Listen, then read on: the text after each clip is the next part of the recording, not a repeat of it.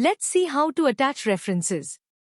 First, click on References option available under Hamburger. Then, click on Attach Reference button to add annexures from the desired drive of the local system.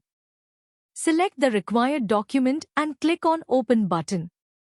All the attached annexures can be found under same References option, along with the details of user who has attached it, and date when it was attached, that is, attached by and attached date. Alternatively, user can add annexures from KMS or Knowledge Management System of eOffice by clicking on Attach KMS Docs button. Further, if any annexure has been mistakenly attached or is not required, it can be removed before making any movement of file.